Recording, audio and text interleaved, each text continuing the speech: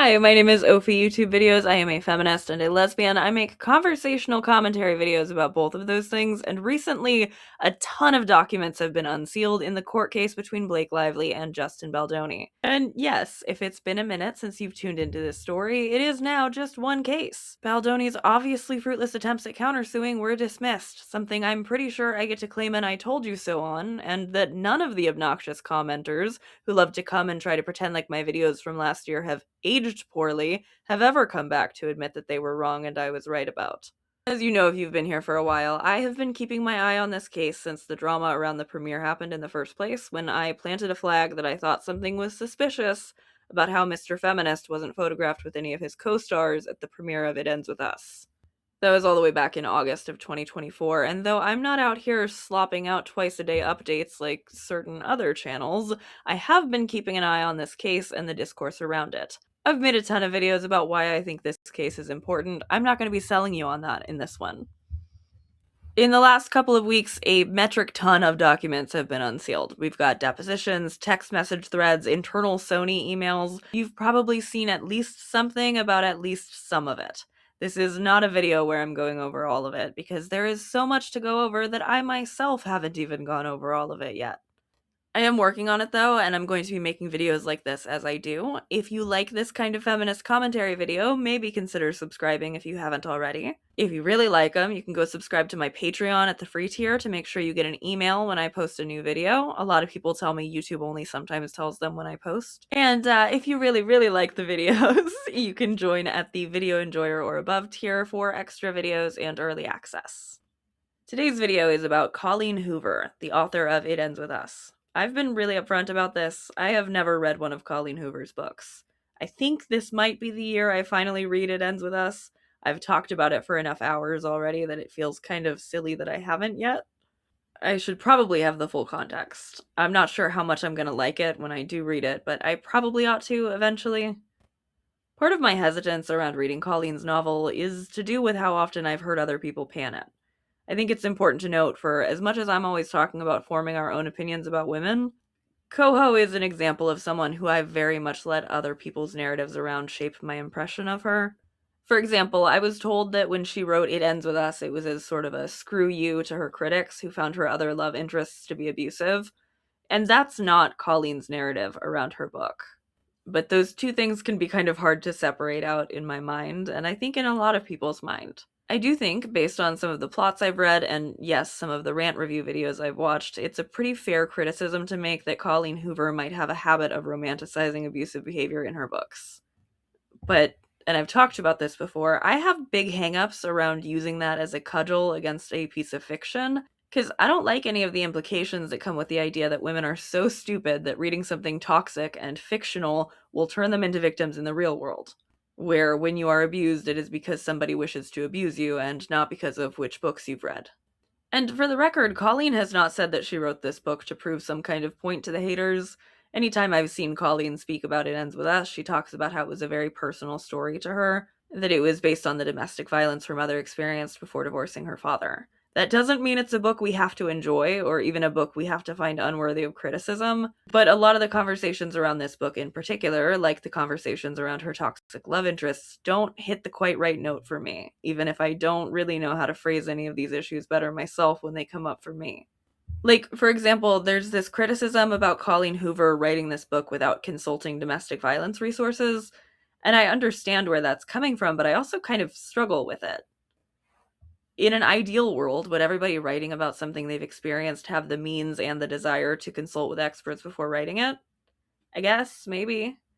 Do I want to agree that you need to be credentialed in order to write a fiction book based on the domestic violence in your own family? Universally, no.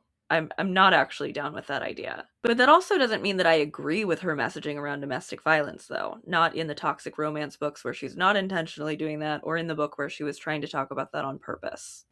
I do have some hangups about the work she ended up writing, even though I haven't read it yet. Not just that the abusive male lead seems to be portrayed as if he's specifically only abusive to his wife and not to his daughter, when that's not how it typically goes. But also, my understanding, at least from the movie, is that a lot of the plot is kind of hinged around this theory of it being worse for a little girl to grow up watching her mother be abused than it would be if it was a boy growing up watching that. And so having a girl makes you leave. And I do think there's something really weird about that. But then I think about it for a little bit longer and I think, okay, she wrote it based on her mother. This is clearly an experience that at least one woman had. It's also clearly something that has resonated with a lot of people. And so then I do kind of resent being asked to just automatically discount that, even if the bits of prose I've seen pulled out and isolated from CoHo's books haven't really done it for me. My opinion on Colleen Hoover is pretty complex, and I guess I'm mostly telling you all of this because I know that since this video is about Colleen Hoover's deposition, so many of you are going to go ahead and tell me your opinions on Colleen either way. And I mean, I understand the impulse. I think there are whole gender studies that could be done based on her work and the massive success she's found with it. I think there are also whole gender studies that could be done based on how much catchier it is to hate Colleen Hoover on the internet than, say, I don't know, Stephen King or James Patterson. I also think, and I know this might be hypocritical, but I'm just realizing it's how I feel. I feel that the creator of a movie or a television show is in a position to need to do things more responsibly than I would expect from the author of a book.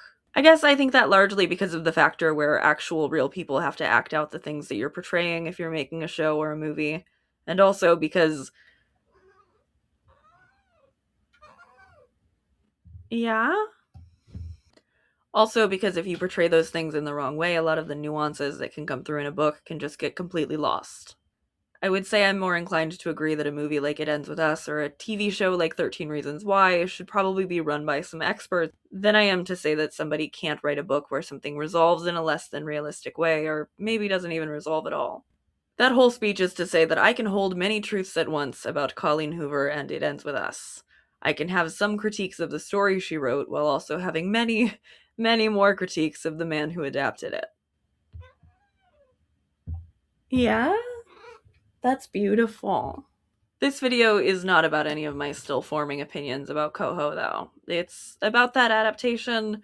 Mostly, it's about what happened behind the scenes on that adaptation. I hope you missed the videos where I sit here and read from court documents, despite very much not being a lawyer, because that's what I have for you today. At least as far as I can access on Court Listener, we only have excerpts of Colleen's deposition and not the entirety. The excerpts begin on page 22 with Colleen talking about why she wrote It Ends With Us, that it was a personal story inspired by her mother. She's asked about her book becoming popular on Book Talk, and then we skip forward to page 30 where she's questioned about Book Bonanza, which was a fundraiser event she put on yearly for a 501c3 called the Bookworm Box. From there, we jump ahead to page 33, which seems to start while they're discussing Justin Baldoni and Colleen's early email interactions with him. Him on April 11th, and talk a little bit about your fears and what you've learned about him, correct? Yes. And at the top, you say, my big fear is I'll option to someone who thinks it's a hot romance, and they'll take it in absolute wrong direction. Yes. Why was that your big fear? I feel like the film or the book had a good message, and romance has a stigma that every romance novel is just about sex, and I wanted to be sure that that wasn't the film they would be making. You didn't want it to be focused on sex. Right. I wanted it to reflect the book. And would in your view, the theme of the book be more female empowerment than sex? Yes. And then in the next paragraph, you talk about the fact that one of the film options that you previously did was not a great experience. I think you mentioned that before. Yes. So you were letting Mr. Baldoni know this here. Yes. And then if you go down to, oh gosh, and then it just cuts off. Come on, man, let me keep reading. I want to know. In my desire to know, I went ahead and dug something up that I remembered from the original filings, from Justin Baldoni positioning himself as the true visionary behind the movie's success, the victim, the poor little meow meow who got his movie stolen by Big Bad Blake. He included crunchy email screenshots of his initial conversation with Colleen about optioning It Ends With Us. So I wanted to go look at those and see what bad adaptational experience Colleen had been telling Justin about, since It Ends With Us was, to my knowledge, the first of her adaptations. Their email interaction starts on page 13 of Baldoni's amended 224-page complaint hosted on the lawsuit.info, because that's the copy I could easily PDF search.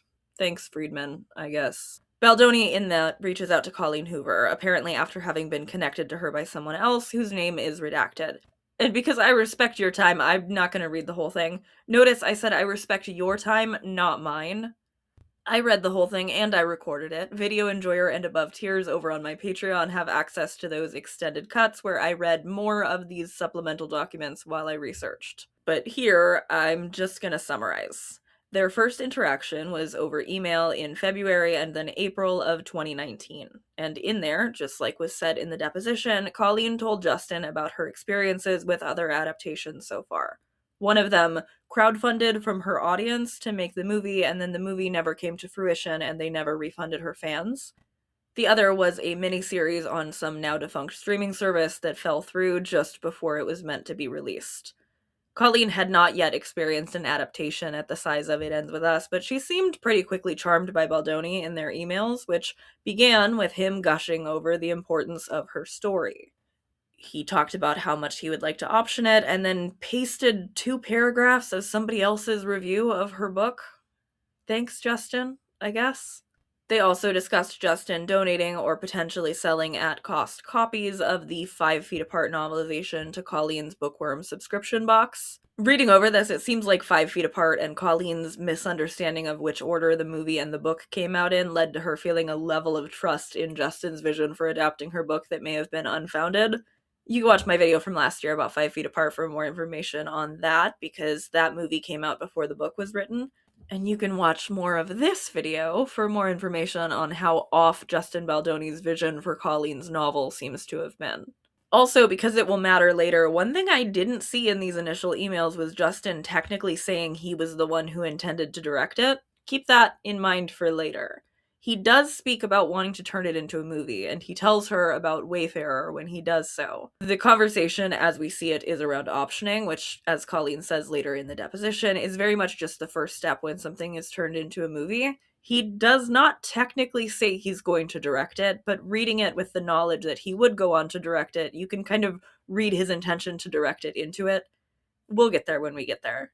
And we get there right now because we skip ahead in the deposition from page 33 to page 37. Colleen says she's not aware of something that looks to be a question about some kind of copyright dispute or something. I don't know. I truly do not have enough information. But then she's asked about entering into an agreement for Wayfarer to option her movie. And this was the first part of the deposition that really piqued my interest. Colleen is asked if when Wayfarer secured the rights to It Ends With Us, she was aware Justin Baldoni would be directing. And she says no. So a bit more detail gets pulled out about this. She's asked what her understanding was at the time of who would direct it, and says, well, I knew that, signing the rights was the first step and that they would have to find distribution, a director, other producers. So it was just the first step, so I didn't know what was to come. But he did not express desire to direct it. So you expressed here that you had hoped a woman would direct it. Did you tell that to Mr. Baldoni? Yeah, I believe we had conversations about it. This was brand new to me. I had no idea that Colleen Hoover would have preferred a woman to direct It Ends With Us. I had no idea that she wasn't aware Justin wanted to direct it from the first time he reached out to her. And I only have the Friedman cut of the emails, which is missing a few in their back and forth. But in those, and even especially where it ends, with Colleen now infamously suggesting that Baldoni might consider playing Ryle, have you given any thought to whether you would want an acting role in this? Say, maybe Ryle? I could see it. It doesn't say anything about him directing. And isn't that a bit of a different suggestion she would have been making for him to play Ryle if she was suggesting that not with the knowledge that he would also be directing? It's just interesting. The deposition continues and continues to be interesting. So she's asked how she learned that he did intend on directing it. At first, I was in a room with him and his whole team the first time I heard he was interested, and he had brought it up in that room. And that was the first time that I knew that he wanted to direct it. And what was your reaction when he brought it up? I think everyone's reaction was concern, and they expressed it and said that they think it should be a woman who directs it. She also says that there was briefly discussion about him potentially co-directing with Christy Hall, the screenwriter, but we know that that didn't happen. He said, well, what if we co-directed, she and him? And they spoke on that for a minute or two and didn't decide on what they would do. And so then he asked me directly after his team had expressed concerns and asked what I thought about him possibly directing it. And I said that I would prefer a female director, but if that wasn't possible and they couldn't find one, that I felt like, of all men, with him having the platform he did based on women, that he would be one of the few men I would be okay with directing it. Yeah. Yeah, that was the whole point of his feminist credibility. That was the whole point of laundering that reputation for so long. It all comes back to that fucking TED Talk. If you haven't already watched This Is What an Anti-Feminist Looks Like, a video I did last year with Kat Tenbard about how actually anti-feminist all of Baldoni's so-called feminist talking points are when you dig down into them, please check it out. You can find it linked below. The thing about all of this new information is that nothing is making me change any of my priors, because I have been correct this whole time, because Blake was telling the truth in her filing. Everything checks out. Everything about the kind of man this is, about the kind of set that was, about the way that her coworkers were feeling, about whether or not Justin Baldoni seems to respect women. Spoiler alert, he doesn't. At least he didn't respect them enough to listen to their concerns about having a man direct It Ends With Us, apparently. And do you recall the general sentiment of why there was pushback on the concept of Mr. Baldoni directing? Yes, because the film was centered around domestic violence and everyone was just concerned that having a man direct it. When did you learn that the decision had been made and Mr. Baldoni was going to direct it, notwithstanding the concerns? I don't recall the date, but he did let me know that he was going to be the director, but I don't know how that came about or what conversations were had. Did you know that Mr. Baldoni would also star as the lead character Ryle? I don't know if I knew that at the time. When did you learn that? And then we cut again, and there's 7 pages we do not have. We pick up a few pages later in the deposition, talking a bit about the casting of Blake Lively as Lily Bloom, and Colleen is asked about the script for the movie. In another bit that was news to me, she says she had initially planned to write the script herself. Here's what she said about that not working out. I actually had talked to Justin about writing myself, and once he agreed to that, but once I started, I realized I was not the person for the job.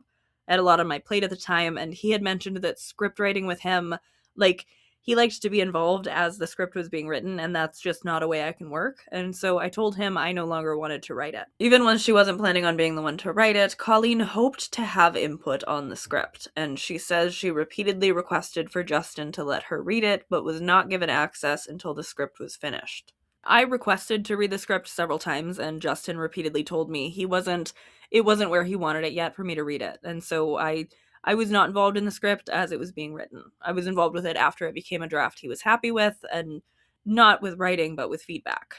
And let me tell you about the manner in which Colleen was finally given access to this script. I am glossing over some of her not really remembering exactly what year this happened in, but when she is asked if there was a meeting where she was able to give her feedback on the script, this is what she describes. So Justin held a contest for readers to read the script and attend his offices, and that was what the meeting was. Everyone read the script, and then they had a discussion with the readers who had been selected and they just kind of asked some questions about the script, and because they were still in the process of writing it and wanted to see what readers thought of it at that stage. And how did you feel about your role in that script meeting? Objection! Let me ask you a preliminary question. What was your role in that script reading? Objection! My role, I thought, would be to go into and be a part of the discussion, but Justin had asked me not to speak during the script meeting. Oof. You see why those objections started popping up? Look, it doesn't seem all that out of the ordinary to me that a writer wouldn't necessarily get beat-by-beat updates as the screenplay is being adapted from their novel. That alone, while, yeah, a little bit disappointing, given the way Justin has been painting himself as the only one who truly cared about seeing Colleen's vision through, would not have been a shocker to me. But this, asking her not to speak during the meeting? Mr. Feminist? Mr. Man Enough? This is somehow both the least and most surprising thing to me in this deposition, I think. We already know from elsewhere in this case and the endless documents from it that Baldoni does not respect women. We also know that he and Jamie Heath struggled against Blake getting her PGA mark, that while he would text Blake and tell her how she doesn't have to worry about overstepping if she had notes on a scene, he was crafting a little narrative behind the scenes about getting his movie stolen. We know what kind of man Justin Baldoni is already. I've been talking about it for over a year now. But to have Colleen Hoover attend a meeting to read a script based on her book and ask her not to speak during that meeting, probably among one of Baldoni's more bewildering acts of misogyny. It is just audaciously misogynistic. He told her not to speak. Colleen says a little bit more about his reasoning for that when she's asked. I think it was because he didn't want me to ask questions that could influence readers' questions, but that was the first week I had access to the script as well. Did you have thoughts that you wanted to share? Yes. Did you have thoughts that you would have liked to have shared at the meeting if you could have? Yes. And when you wrote this email with these notes, was this your attempt to share the thoughts that you couldn't share at the meeting? Well, I asked him how I could get my thoughts to him, and he said that they were on a time crunch and that if I have thoughts, to send them that day. And so after the script meeting, I went back to my hotel before my flight and wrote these thoughts, but it was based on what I had read during the meeting that day. He had given me the script a few days before this, but it was during Book Bonanza, which is the busiest weekend of the year, and I didn't have a free second to really write down thoughts or read it. Were you satisfied with the input that Mr. Baldoni was taking from you at the time? Objection! It was early on, so I can say that I wasn't satisfied that I wasn't given the script as it was being polished or made to his liking. He would not send it to me. I thought that it'd be nice to have earlier input as it was being written. I'd just like to take a moment to remind you what a great big meal Justin made out of Blake not reading the book before filming the movie. Do you remember how many times that was referenced in his now dismissed filings? How much his defenders run with that little piece of trivia? How much he positioned himself as a warrior for this book and for what the movie adaptation would mean to Colleen? Contrast that with how little she seems to have been involved with this adaptational process. Think for a minute about all the other shit we've talked about with Baldoni on this channel. How much of that tracks with how much he talks about respecting women and being a feminist and then does not actually do anything to back that up. This man is consistent. He is performative. He's phony. Nothing good he tells you about himself is true. From here, Colleen is asked if she spoke to Justin about how intimacy should be portrayed in the movie, and another piece of evidence is introduced. She has read a text that she sent to Justin that he then forwarded from her to Jamie Heath and Giannetti and others. She verifies it's her own writing, and it says, "It's fun sitting alone and reading detailed sex scenes to some people, but not many want to be in a theater watching them. In movies, it's way more important that we see those angsty looks and forbidden small touches, flirtation, than an extended sex scene. Fade to black is always nice in movies. Some of these movies that focus on romance think women want to watch sex, but they couldn't be more wrong. We want to watch love and emotions and angst and build-up. And then using our imagination from there is fine." And if you find the evidence file on Court Listener, you can see that Jamie's response at the time was, "My first kiss with Natasha is a movie in itself. Epic. Too bad I didn't film it. We could have just used the footage instead. Just saying." Yeah, Natasha from the birth video. Jamie really likes showing people footage of his wife even when they don't care and don't want to see it, I guess. Actually kind of weird how well this one-off screenshot tracks with him showing off a birth video at work, but this isn't a video about Jamie Heath. Back to the deposition, Colleen is asked why she felt like this was an important way to portray intimacy in this film in particular, and she says, as I stated earlier, I didn't want this film to be portrayed as, with lots of sex scenes. I wanted the focus to remain on the heart of the book, which was Lily and her bravery and her leaving an abusive situation. We'll get to how Baldoni seems to have been portraying the intimacy in his cut. We finally got some answers that I personally have been dying for ever since we first started hearing the narrative about the dueling cuts of the film all the way back in the week of premiere, but we're not there just yet. From the intimacy talk, we move forward to Colleen being asked about visiting the set, skipping forward another 4 pages before she's asked about meeting Blake Lively, who she had a positive initial impression of. CoHo visited the set just once before the interruption in production due to the strike, and though she was invited back to the set during the second round of filming, she says she doesn't recall why she didn't accept that invitation. After her single visit to set, the next time she saw Justin Baldoni in person was on the day of the trailer screening in LA. This is another part I found fascinating. Unsurprising, but fascinating. Colleen says that Justin Baldoni and Jamie Heath took her and her best friend Taryn Fisher out to dinner that day when they were all in the city. Reading from the deposition again, she's asked what the purpose of this dinner the day of the trailer screening was, and she says, I don't recall. We had just never had a meal together before, and we were together all day doing PR. But I think it was mostly because, this movie was halfway through being made, and we didn't really interact a lot in person. And so, since I was in LA, we just all decided to have dinner. And up to that point, did you feel that you had been able to give the creative input that you had wanted to give into the film? Objection. I feel like no. And what is it that you wanted to do that you felt you hadn't been able to do at this point? Objection. I felt like I wanted to be more involved in just the sense of knowing what was going on with filming, and I was not receiving dailies, and as an executive producer, I found that confusing, and I ended up having to go to Sony to ask for dailies. Just because without knowing what was going on or seeing what was being filmed every day, I didn't feel like I could give input because I was just unaware of what was happening. Then they establish what dailies are, which is literally just what's being filmed every day. Something that people who have been keeping up with this story for the last year might recall Blake Lively also repeatedly asking for and not being given. Colleen talks about repeatedly having to ask for these dailies and says she had received them for other adaptations of hers, but with It Ends With Us, she only started receiving them after looping in Ange Giannetti from Sony, who was apparently really confused why Colleen hadn't been getting them yet. When she's asked what was spoken about at the dinner, she answers the edit and Blake, and we skip ahead another few pages, picking up with Colleen being asked who said what about the edit during their dinner. About the edit, about Blake getting her own cut.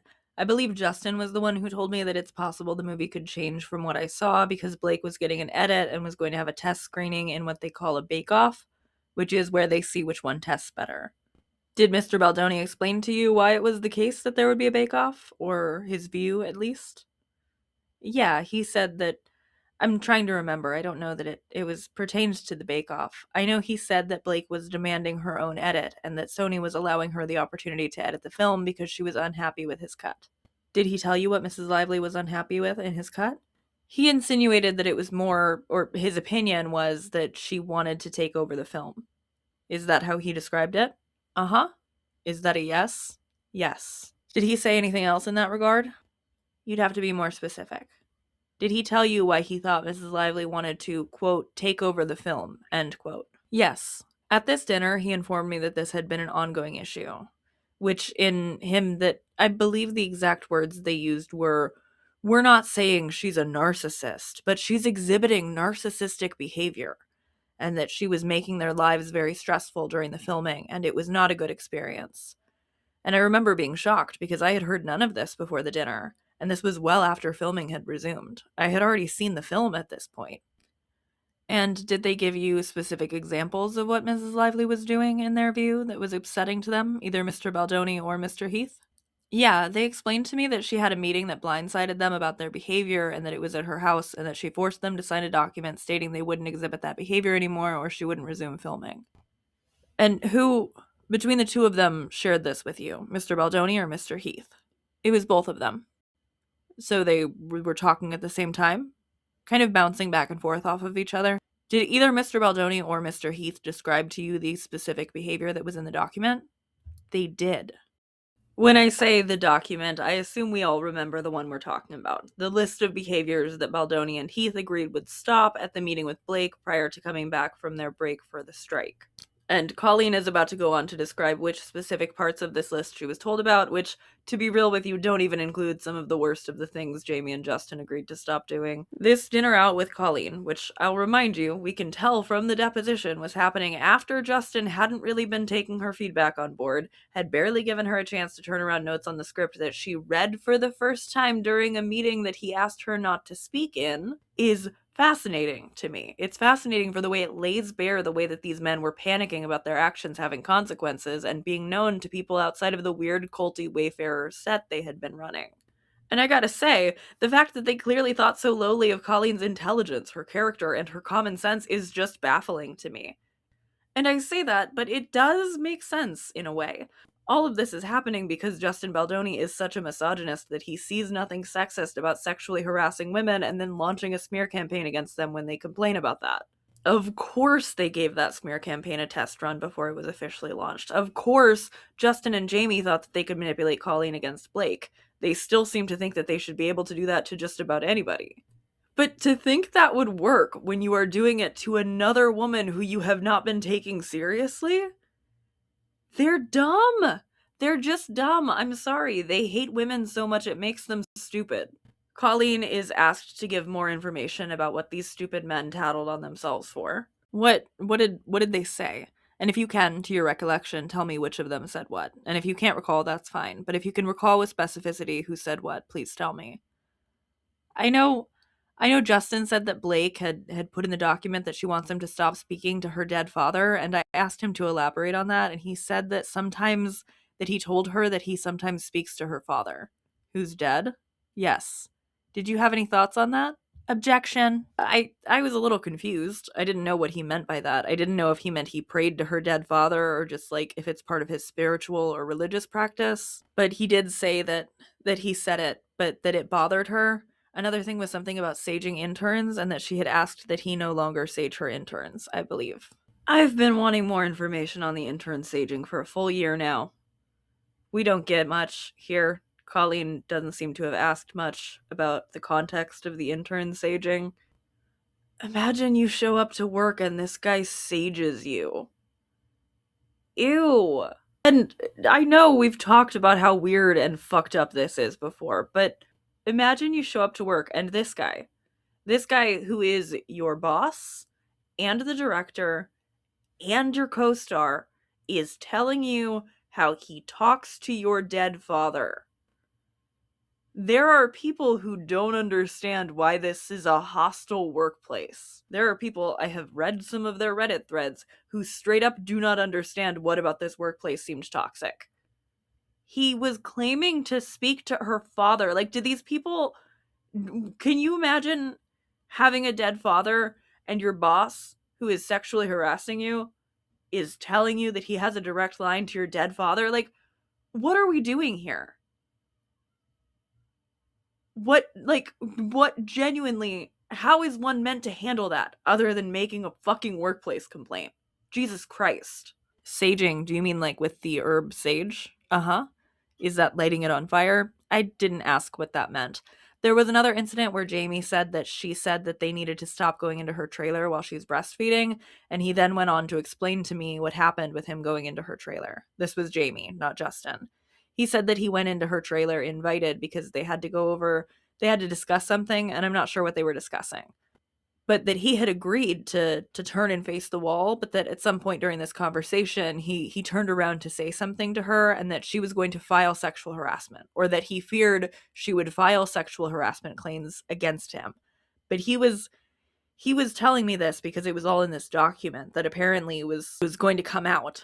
And so they were just trying to prepare me for what was in the document. I believe those are the only few things that I recall them telling me that night. It is bonkers that Jamie Heath would just like own up to that. Straight up say, I agreed to face the wall, but then I turned around. Dude, what the fuck? What the fuck? And so obviously Colleen has asked for more information about this too. Did Mr. Heath tell you that he had looked at Mrs. Lively when she was in a state of undress from the waist up? Objection. He did not explain how she was dressed or anything. Is there anything else you recall Mr. Baldoni or Mr. Heath telling you about the document that they signed? I know they were telling me that they felt like if they didn't sign it, then the movie wouldn't happen, and that's why they signed it. But the few things that they did tell me, they said that they did. Like the saging and the praying to her or talking to her dead father. So I wasn't at the time aware of what all was in the document. But that's all I can really recall. I couldn't read this and not keep thinking about that document that they signed. So I went ahead and dug it up, and let's just go ahead and go over a little assortment of some of the things that these men did not tattle on themselves for before we continue.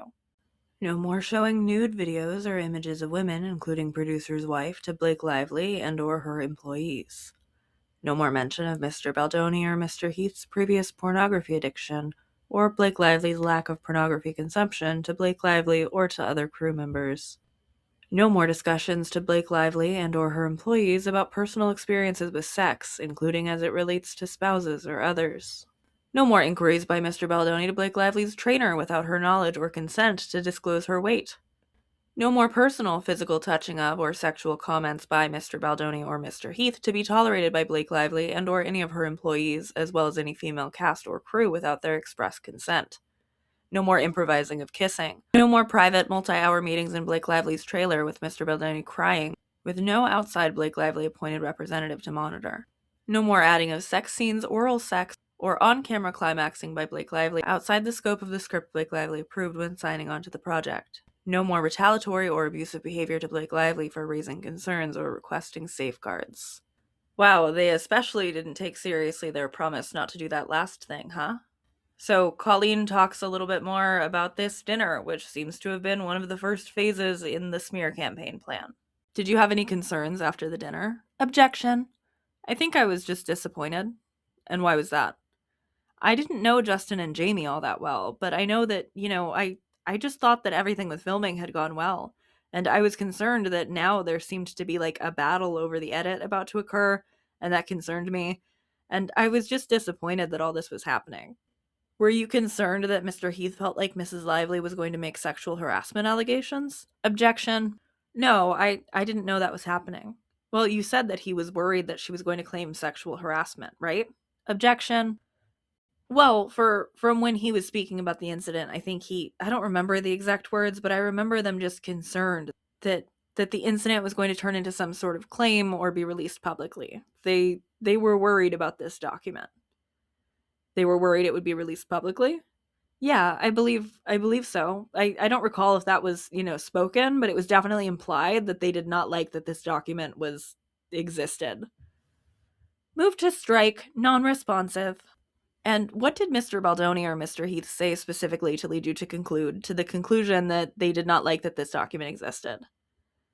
I can't recall the exact wording. It was just the entire conversation at dinner. They were very much disappointed that they didn't, or Blake didn't get along with them, or they didn't get along with Blake, and that they had to have this meeting, and that they felt blindsided because they didn't know that she had concerns with their behavior at the time. Did you ever come to learn that Mrs. Lively had previously told Mr. Baldoni and Mr. Heath about her concerns before the meeting? Before this dinner? Before the meeting they're describing, which they said they were blindsided. Objection. No, I had just become aware that any of this was happening. Hard for me to express how angry it makes me that they were claiming to be blindsided by that when it was apparently a big running joke about missing HR meetings and having HR complaints against them. I just don't buy it. I don't buy it. I buy that Colleen hadn't heard about it yet because they didn't have a reason to try to tell their side of the story yet, but I don't buy that they did not know before the Blake Lively meeting that she had issues with how that set was being run. Also, I just want to say, I wasn't really expecting for my opinion of Colleen Hoover to come away from this dramatically improved, but it kind of is. I still don't know a lot about her as a person. I just know in this situation. But I do know I'm really impressed by some of her answers to these questions about whether or not Justin and Jamie were able to successfully sway her opinion of Blake. Did you have any concerns about the way that they were speaking about Ms. Lively following this dinner? Objection.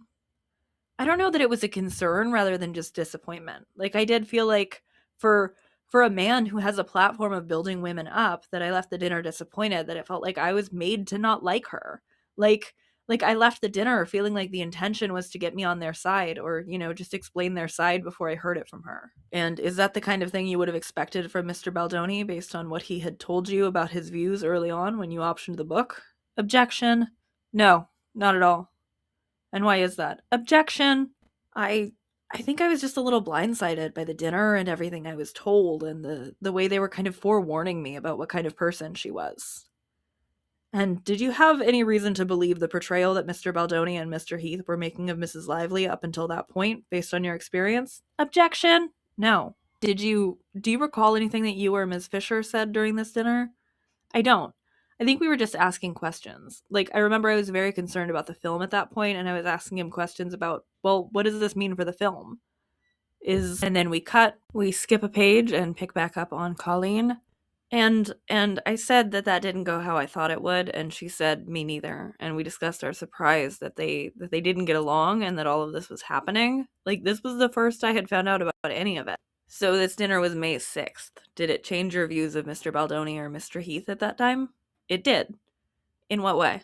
I felt like if if they could speak of Blake how they did, it made me more cautious with them. And what do you mean by that? I just didn't really want to interact with them anymore. I think after that dinner, I texted with Justin and Jamie a handful of times and never spoke to them again. Did your views of Mrs. Lively change after that dinner? No, I didn't know her. I didn't know if the views or the things they told me were accurate. I just kind of wanted to distance myself from all of it.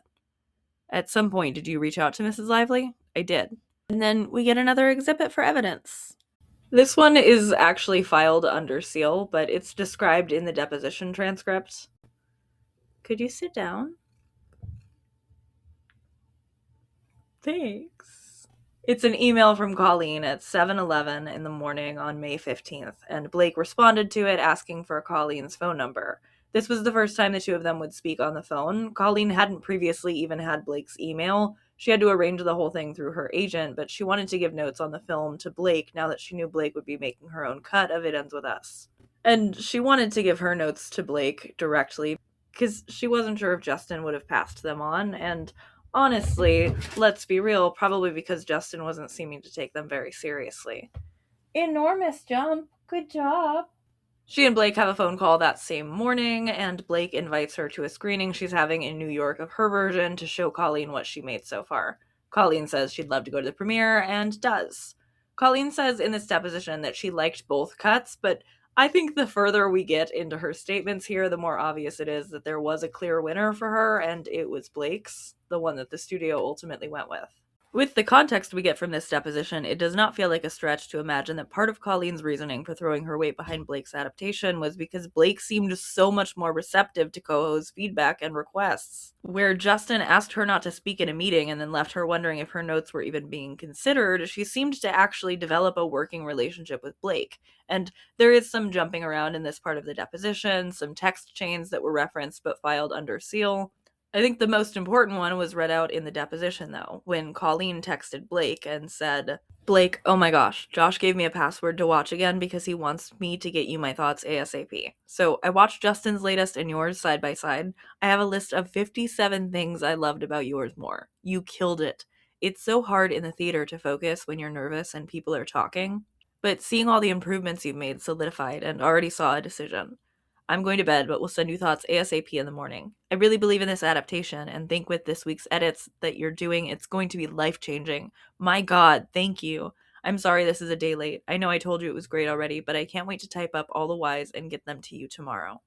She's not kidding about having 57 things she likes better about Blake's version than Justin's. She wrote 57 things she likes better about Blake's than Justin's down and emailed it to Blake. I have that email. I read the whole thing over on the Patreon. We're going to go over some of it in this video, but it is really long because it's a list of 57 things she likes more about Blake's cut than Justin's. Before we get to that, though, she was asked about it more in the deposition. And what was it that you saw when you had the opportunity to look at the cuts side by side that you liked more in Mrs. Lively's? I definitely thought that hers had more humor in it. That was very important to me. I remember there were a couple of scenes with the character Atlas that bothered me in the first cut I saw that were removed from Blake's cut.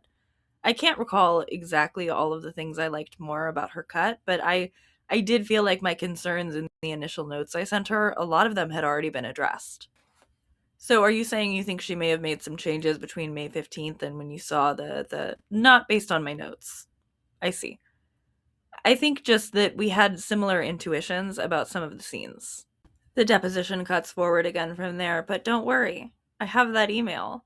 I can tell you what scenes with Atlas were changed.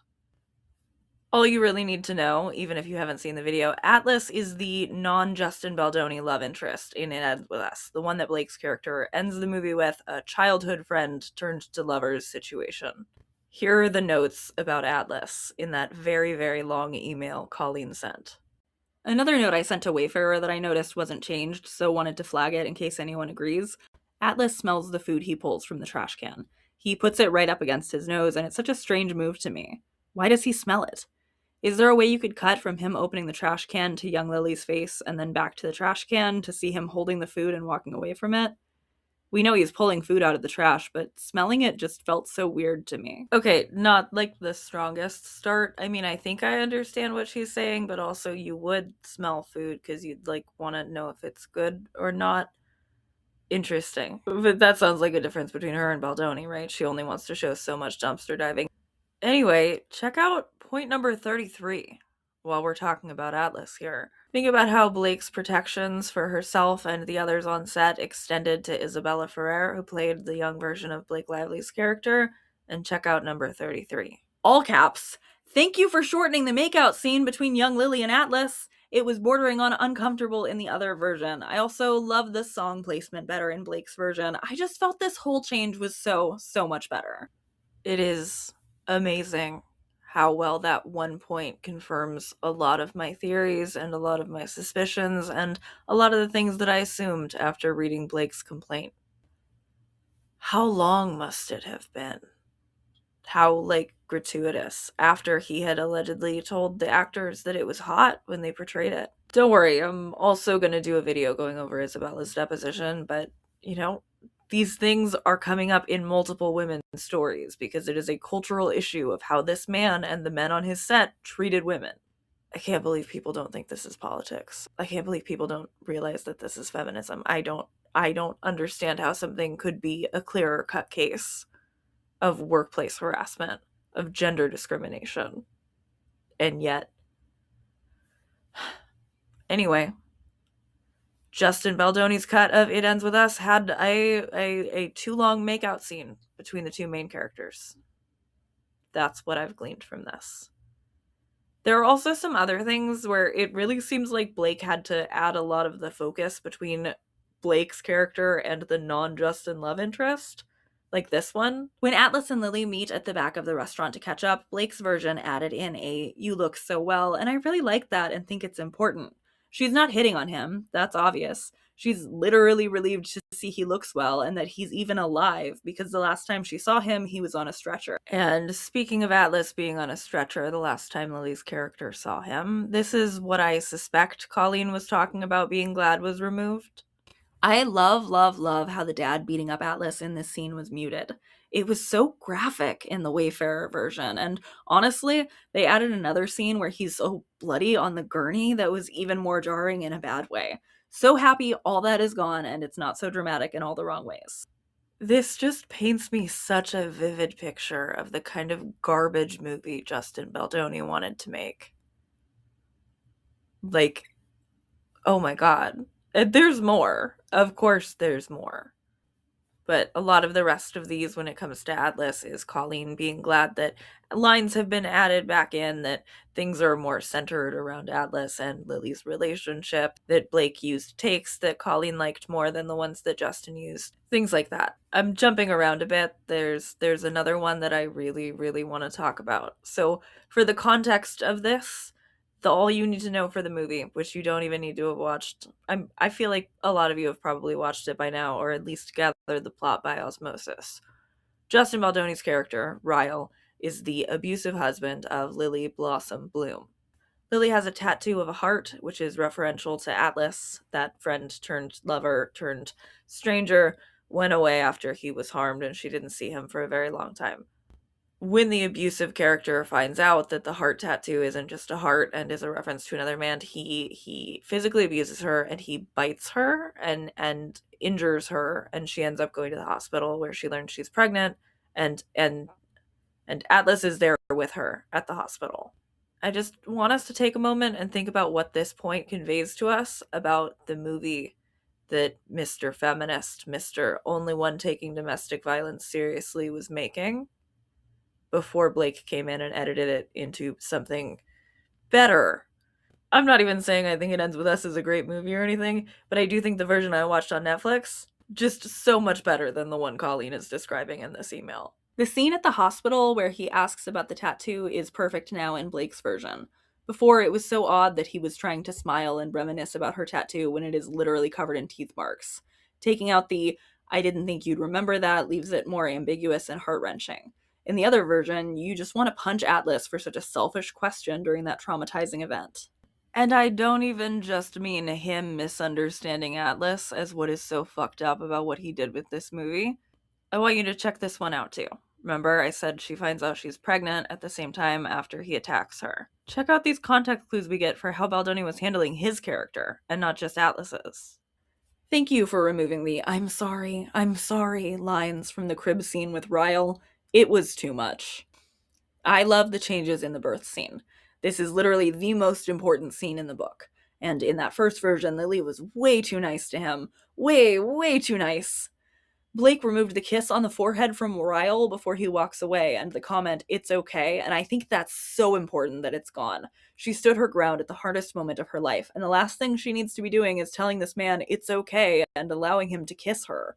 Her resilience is what's so inspiring in this scene, and I finally felt that resilience in Blake's version. What do you mean? What do you mean Justin Baldoni's version of this movie had the abuse victim tell her abuser it's okay as he kissed her forehead after she broke up with him? What? What? What the fuck? It's somehow even worse than I thought, and I assumed Justin Baldoni's version of this movie was bad because it's been very obvious that he sees Ryle as the main character. As far back as his original emails with Colleen, he was saying, "I love that there are no bad guys in this book. This book about domestic violence, based on the domestic violence the author's mother experienced.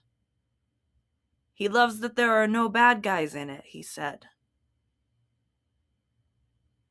People took this guy seriously. People take this guy seriously still. He thinks there are no bad guys. He thinks there are no real bad guys in the book about domestic violence. And I really wanted to end on that last one for now because it's so telling.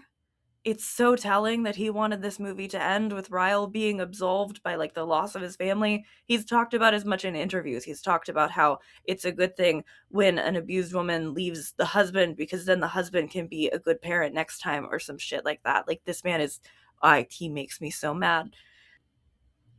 He makes me so mad I got off my script. I hate him. I hate him. I hate him. I hate him. I hate him.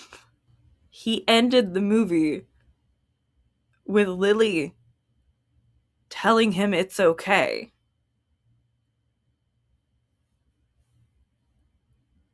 It's beyond parody.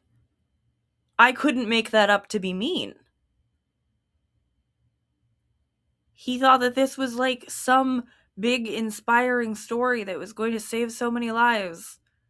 And it hinged around Lily having to make Ryle feel okay in the last scene. And even the way that it is in the movie that Blake made. You know, I'm watching this domestic violence victim break up with her husband who is abusive to her, like while he's holding the baby. And I'm fearful for the baby and I'm fearful for the woman because I saw him attack the woman. And she was supposed to tell him that it's okay. He attacked her. I was going to end on that for now. But the very next point after that one. Here's the other thing that's going on in It Ends With Us. Lily Blossom Bloom's dad died. That's how she has the money to do her like steampunk flower shop or whatever. She's trying to come up with things to write that are positive about her father to give a speech at his funeral. That's like the big opening scene. And she can't. Like that's the whole point. She can't think of anything good to say about her father because her father is just like the man she's going to marry who's abusive. It's a cycle and then the cycle ends with them. Do you get it? Do you get what Colleen was going for? Do you get it? And so in Colleen's book, Lily can't come up with anything good about her father.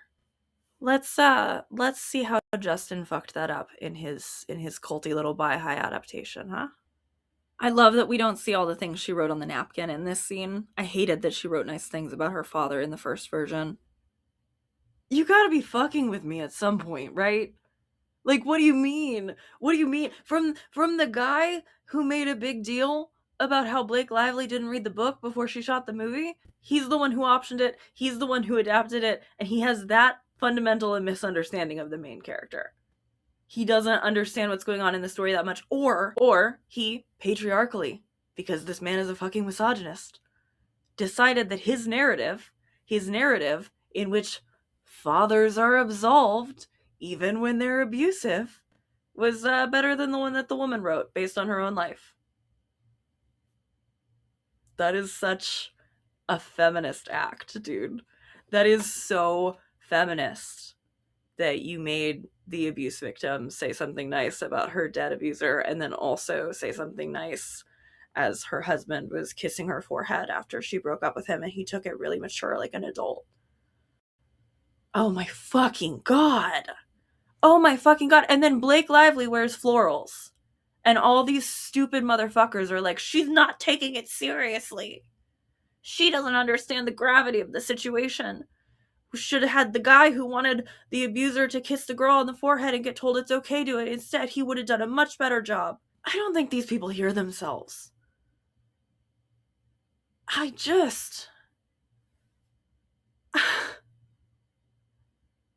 There are so many more things just in this email from Colleen. There are so many things I need to talk about. I can't do this all in one sitting. I'm getting too heated. I need to come back to this. So we left off on page 95 of the deposition, which is only actually page 42 on the abridged version available on Court Listener. There are 72 pages in total. We're going to get through the rest of them.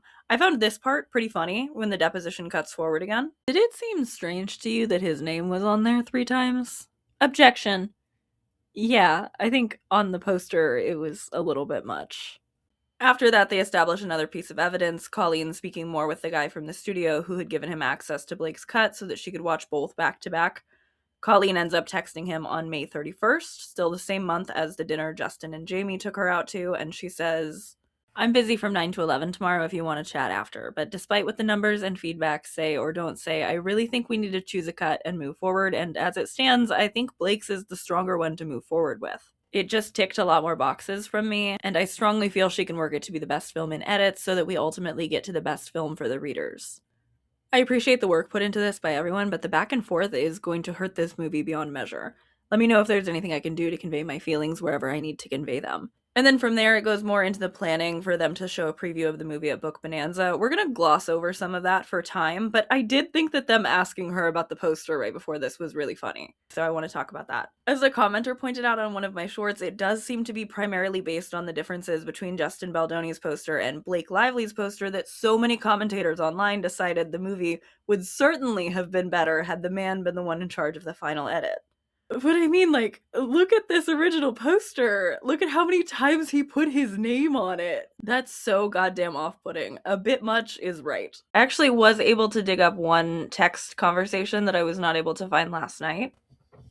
In it, Blake and CoHo discuss Colleen's notes on both drafts of the movie that she had watched. They kind of commiserate over having not liked some of the same things that Baldoni had been doing, such as Atlas sniffing the food from the garbage. And Blake brings up Justin wanting the "a film by" credit on the poster as well, and it turns out it looks even tackier than the one that I had found that I was just showing you. So look at this. Blake texted it to Colleen with the caption, his name 3 times, plus his picture. He doesn't want just a Lily poster and is insisting on film by as well as directed by. Film by is a controversial credit created by auteur filmmakers when they are the sole vision of the film in every facet. Which, I know I keep hammering that this was an adaptation of a Colleen Hoover book. But this was an adaptation of a Colleen Hoover book. Like, this was not a film by. He did not write it. He didn't even write the screenplay.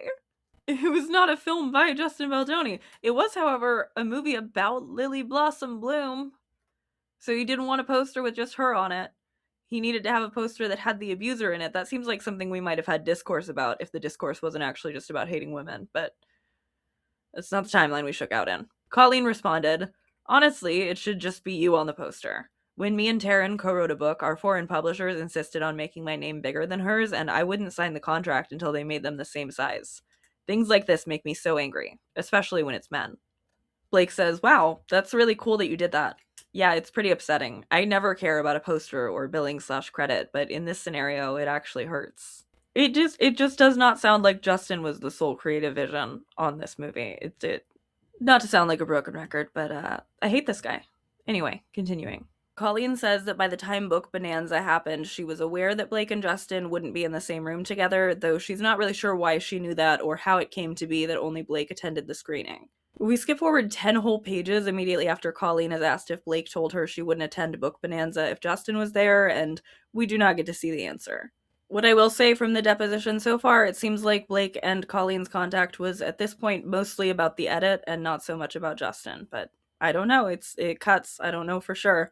On pages 120 and 121, we hear about Colleen working with Blake on the edit.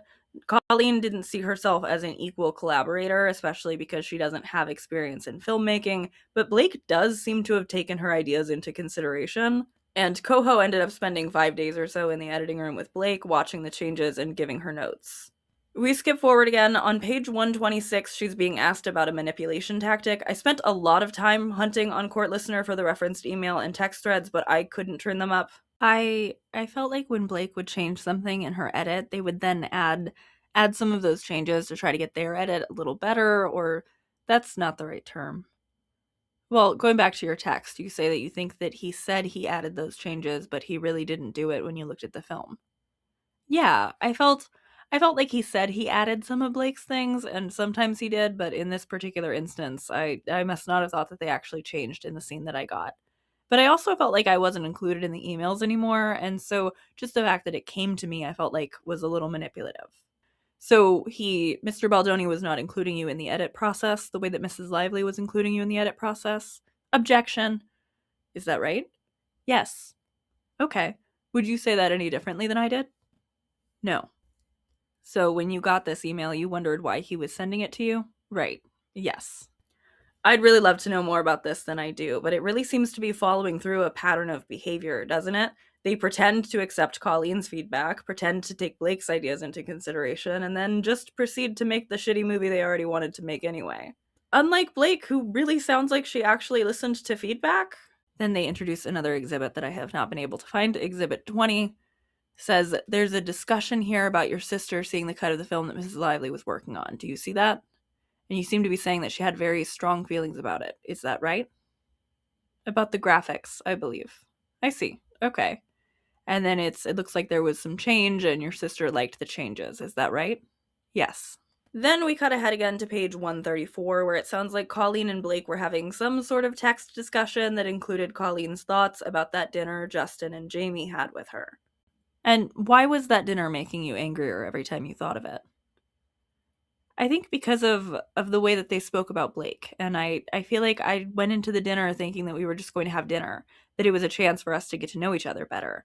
And instead, I ended up feeling like we only went to dinner so that they could tell me their opinions of Blake before I heard about what was happening. And I felt like if I cut off communication with them, then they wouldn't have the opportunity to have those conversations with me again.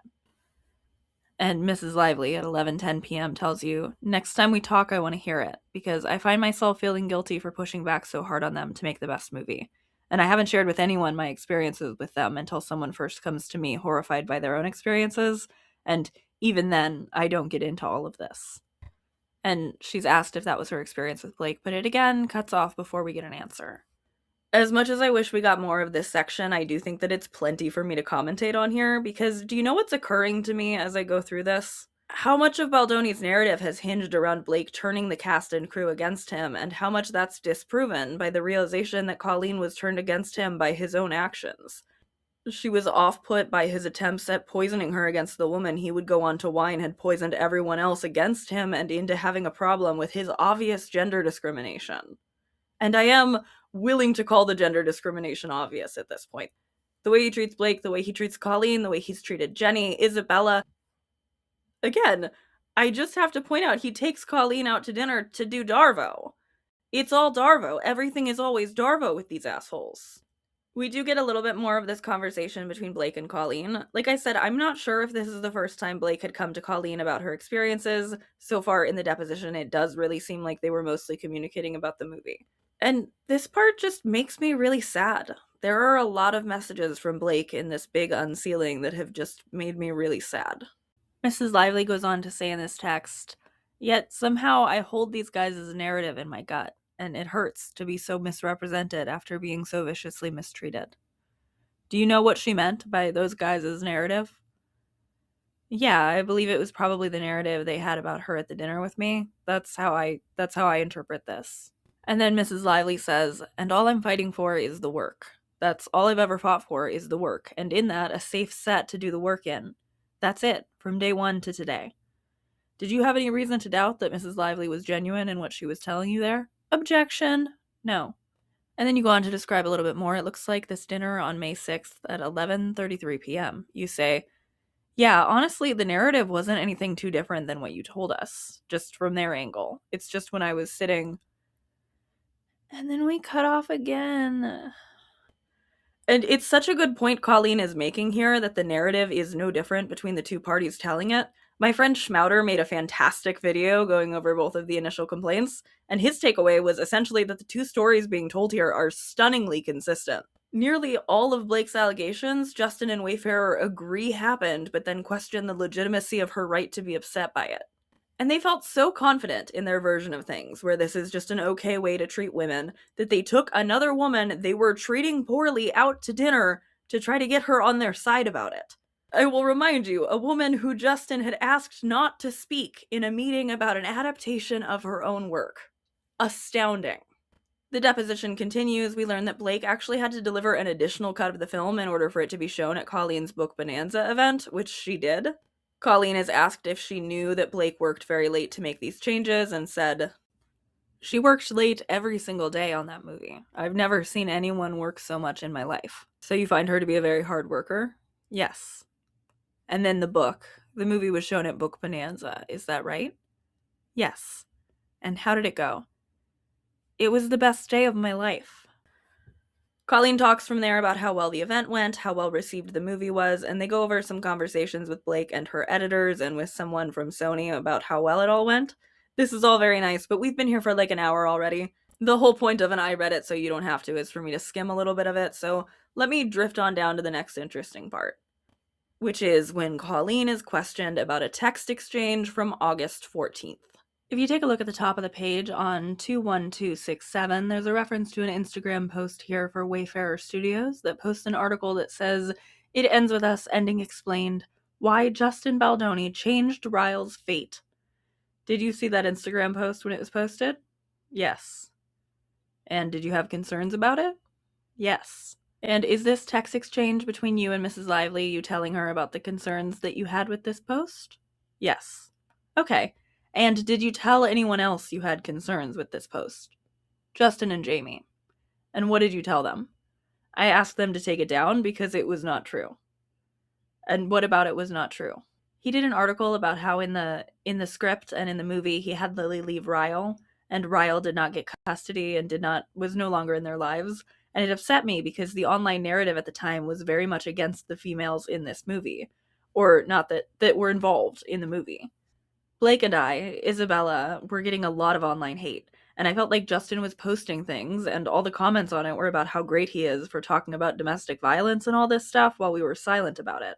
And this article in particular was very damaging for me because it made it look like I should have, not that I should have written the ending differently, but that he chose to change the ending. But I knew that wasn't true because after I'd written book 2, we had many conversations about a potential second movie. And in order for there to be a second movie, he would still be part of Lily and the child's life. I want to say I find this pretty unbelievable, but I can believe it. I don't think there are any depths Meow Meow could soak to at this point that I would not find believable. But remember what Colleen had to thank Blake for removing from that pivotal scene in the movie?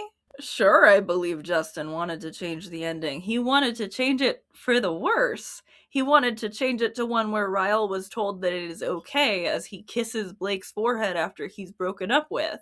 Like, is he joking? Colleen is nicer than I am to not bring that up, but I'm not. I will bring it up. I will remind you, Blake had to cut out an "it's okay" that her character was supposed to say to her abuser.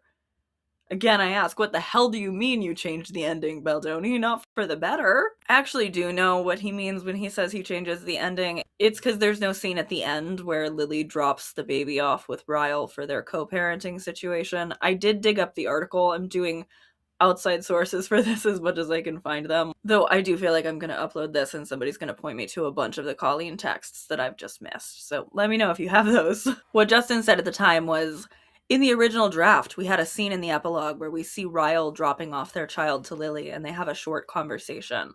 It was written in a way that showed that they've overcome a lot over the last 2 years. And I wasn't fully comfortable with it.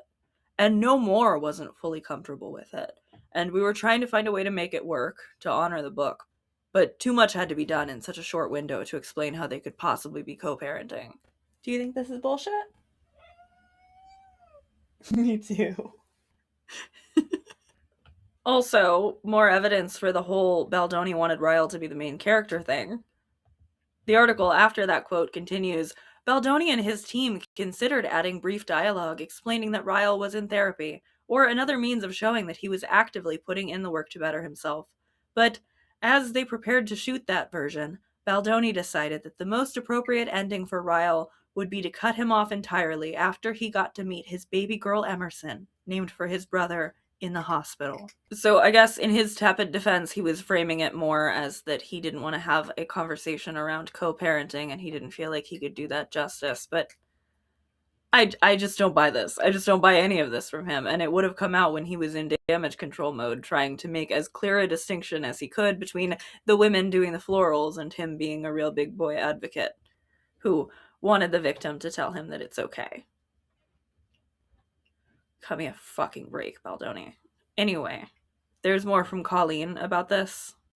And so I felt like this article and this interview he did it to try to make himself look like he was aligned with what people were saying negatively about us and not actually speaking the truth in it. And so I asked him and Jamie if they could please take it down because it just wasn't true.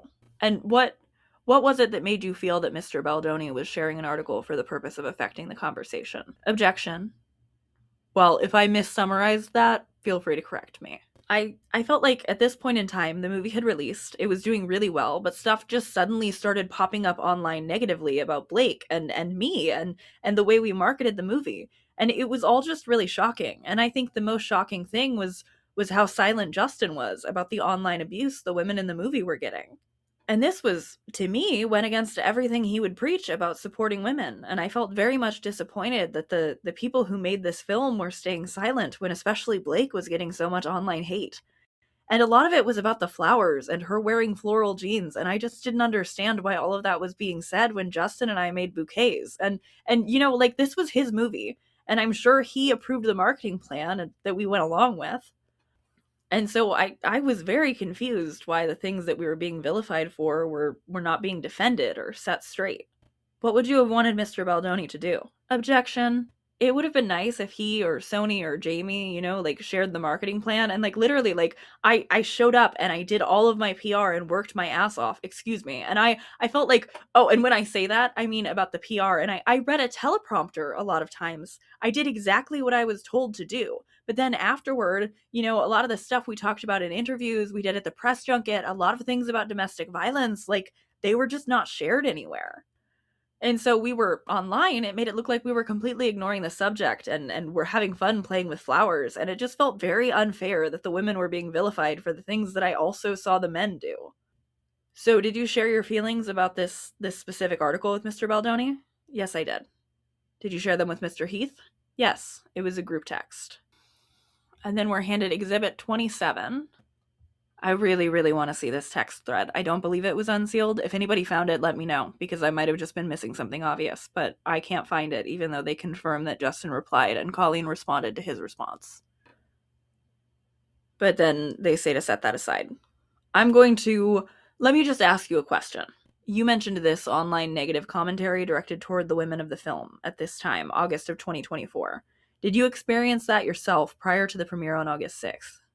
No, it was pretty sudden and shocking, to be honest. I mean, I experience negative stuff online all the time, but if you're referring to, the negative commentary regarding the marketing and all that stuff, that was all new.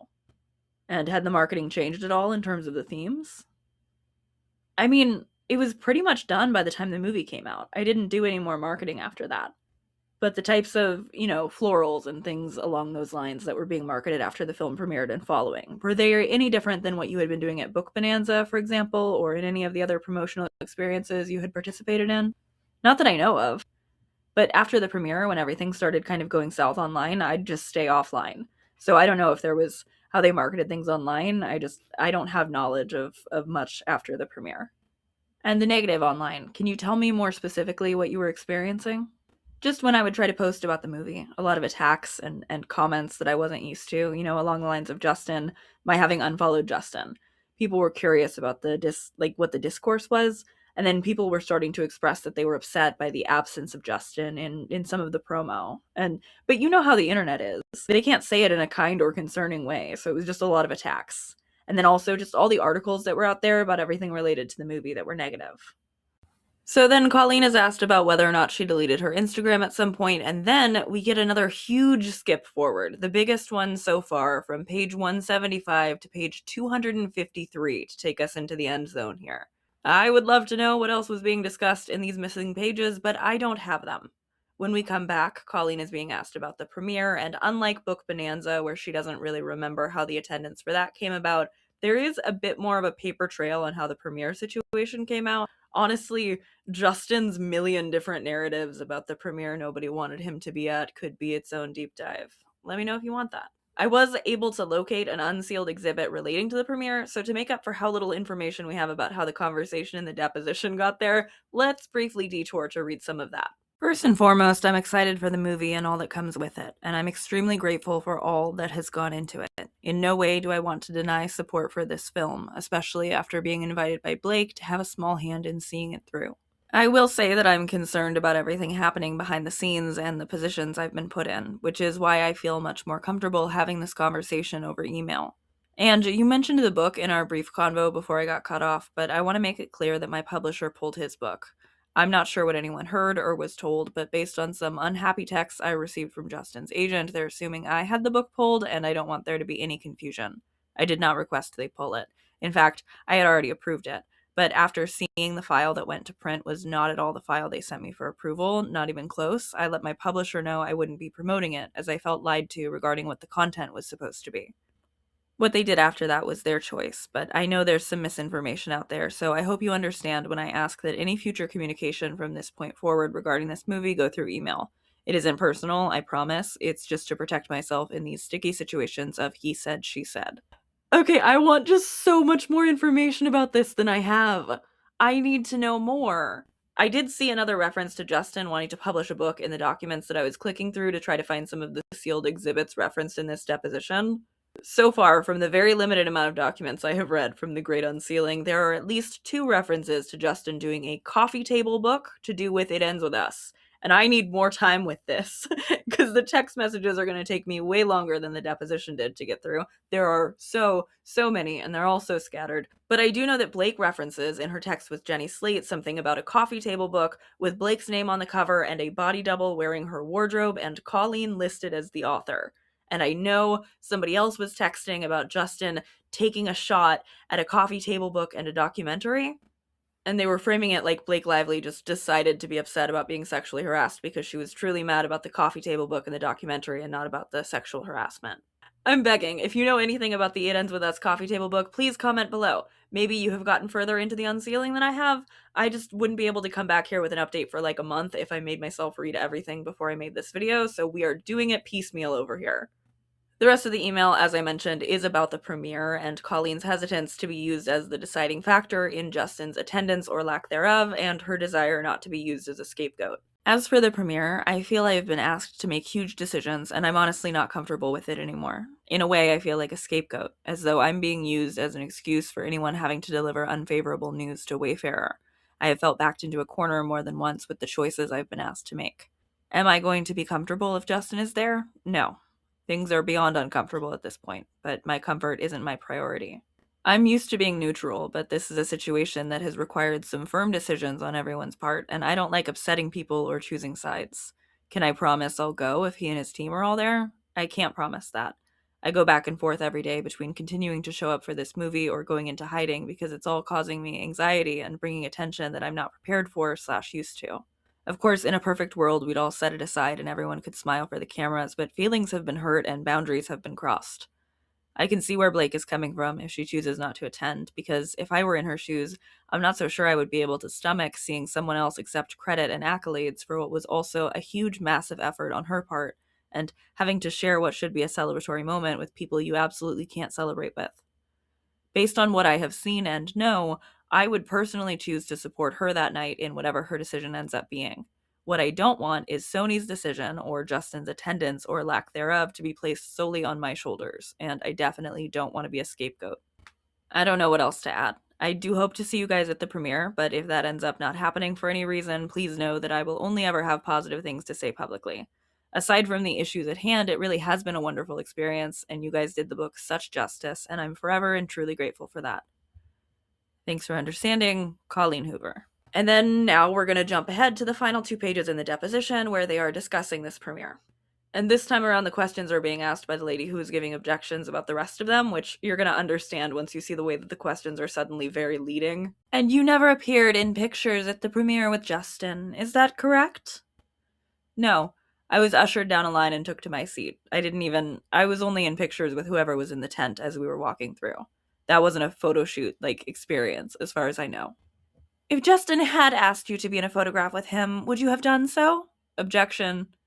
Probably not that night, no. And why not? I was upset with him for things I had heard. Things you had heard from... Been told by Blake. I see. And things you had been told by Blake are the same things we've been talking about before? And some other stuff. What other stuff? She told me that the religion thing, for one. That he told everyone on set that we met through his faith. She told me that he would use my name and tell everyone we were basically best friends. And so when he wasn't getting his way in a scene, that he would say, well, the author wants it this way. I can't recall other things. I don't know. I see. So these were what you would call... Would you characterize these things as gossip? Objection. Maybe?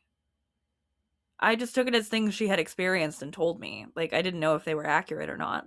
Did you do anything to verify that Justin had, in fact, said that he met you through the church? No, because at the time I already wasn't speaking to Justin because of things that had happened between he and I that had nothing to do with Blake. Did it upset you that she was gossiping? Objection. I mean, there were a lot of times that I preferred, all the time and then we're cut off. We're cut off and it's done, and I don't have more. I sure would have loved to hear a little bit more about what Colleen thought about Justin claiming she was bi-hi.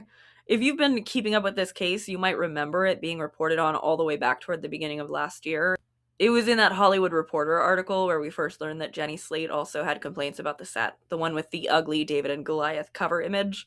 That entire article started with an anecdote about there being a rumor on the film set that Justin and Colleen shared their Baha'i faith. But, the one asking the questions right now is the one with the vested interest in painting Blake as a gossiping, lying mean girl, and so that's what her last couple of questions were about. And first of all, can you imagine somebody asking if what a man was doing is gossip? I know the "they don't do this to a man" line is tired, but it's tired because I have to say it all the time. For as much as Colleen has wrestled some grudging respect from me through this deposition, I did keep finding myself wishing for a bit of a firmer stance from her, because is it gossip to be told about gender discrimination from your boss? I do have empathy for the position Colleen was put in here, but it does kind of feel like her taking Blake's side to the level she does is based more on how she had more agency over that edit than because she really understands the scope of the working conditions, even just the ones that were being described to her in that damage control dinner Jamie and Justin had with her. But that's it. That's everything in the 74-page deposition on Court Listener. There is one more file, a 4-page document that has only 1 page of actual content, again with Baldoni's lawyer being the one leading the questions. And because these files require intro and outro pages with all the court information, there's exactly 1 page of actual content. I was a little bit surprised by this, but I think it makes sense the more I think about it. The thing I found surprising was that there had been exactly 1 piece of information I've been seeing Baldoni fans pass around from the Colleen deposition, and I kept waiting for it to show up in the longer cut that I was reading from, but it never did. That's because they're finding it on the much shorter read, the 1 single actual page that was presented by Baldoni's team, which I guess means it's the one and only thing they could get this woman to say that they thought sounded good for Justin, which that's pretty bleak, huh? Anyway, page begins with her being asked some kind of question about Ange Giannetti. I don't have the context, but the rest of it goes... Before the premiere of the film on August the 6th, you said you unfollowed Justin? Uh-huh. And why did you do that? Blake asked me to. Okay. On May 16th, 2024, when you called and spoke with Blake, or Blake called you, Did you tell Blake that you hated Justin? I don't remember this phone call and don't remember what you're talking about. Is that something that you would normally say, or that you hated somebody? Objection. It doesn't seem like the verbiage I would use, no? Because you don't like conflict, right? The fact that this is the only part they pulled out is fascinating to me, and it looks like it served their purposes very well, because I've seen a lot of people making a very big deal out of Colleen saying she unfollowed Justin because Blake asked her to. Colleen had already told the studio, though, that she wasn't comfortable attending the premiere if Justin would be there by then, so even if she did unfollow because Blake asked her to, it doesn't really seem like Blake was the one who made her dislike Justin. In fact, from the actual cuts of the transcript that we can read, it looks like Justin gave Colleen plenty of reasons for her not to like him. And CoHo might have some more mushies about not wanting to use the word hate, but I don't. As established, I hate this guy. I hate this guy, I hate his team, I hate his defenders. I hate that the narratives they want to craft about women are this successful and this catchy. I hate the idea that Blake did something wrong by making her complaint, or even by relaying that complaint to the other women involved with the movie, who all themselves seem to have had their own adverse experiences with Justin Baldoni. I hate that this man's sob story is about his movie being stolen when he treated the woman whose novel he was adapting this way. I hate that this man's public image is about building women up when he so clearly does not respect them and does not actually do that. And I hate that every time I say that I think it's fucked that people are siding with a workplace harasser, I get asked how much I'm being paid to say that, as though I, as a woman, do not have a personal vested interest in caring about this sort of dispute. Why would I not care about this sort of workplace and then this sort of harassment campaign for trying to do something about it? I have a bunch more depositions and unsealed texts I need to get through. I have got to get to the bottom of this coffee table book thing, and rest assured, because some of you have asked me, I already saw that Taylor Swift called him a bitch. But you know that I like to have Cat 10 Barge on when I talk about Taylor, so keep an eye out for that. We'll be here for that soon. Let me know in the comments below which deposition you'd like me to recap next. I might run a poll or something. There are just so many things have been unsealed. If you liked the video, maybe like it. I'm sure the Baldoni bots will be out soon to mass downvote and leave comments about how totally fine it is to pretend to talk to someone's dead dad because Blake Lively is problematic or whatever. Thanks for watching. Thank you so much to my Patreon friends and my YouTube channel members. You all do so much better of a job at paying me for this than Blake and Ryan do. I love you. There are so many things I was going to try to shoehorn into this video, but I made myself stay on topic. I was very good. However, Jamila Jamil, girl, what the fuck are you doing? Girl. I can actually answer my own question. What the fuck she's doing is making me regret all of the years during which I gave her a frankly implausible amount of goodwill. Just so much benefit of the doubt. Ugh. Up in flames. Sorry, girl. I can't defend this. Jamila deep dive coming soon. Liz Plank also has been on my list. I've been watching too much, more than most people watch, of Liz Plank's YouTube channel, and I haven't even watched that much of it. I know that we will be coming back to this, so I hope I'll see you then. Thanks again to all my Patreon friends. Thank you to my YouTube channel members. Thanks for watching my videos all the way through to the end. Bye.